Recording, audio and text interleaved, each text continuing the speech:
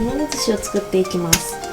まずこのフライパンにはお揚げと水があらかじめ入っていまして、だし、みりん、料理酒、お醤油、砂糖、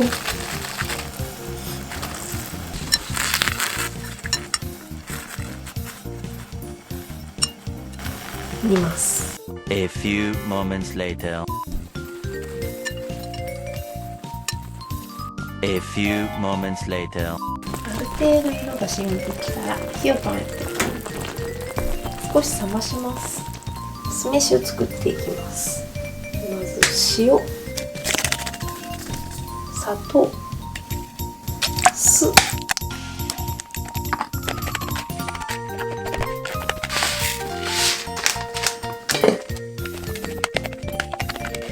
ごまを入れるとそれっぽくなります。では握っていきます。中にお米を入れていきます。こんな感じです。軽くキュッキュッと押し込んで端までね行き渡るように。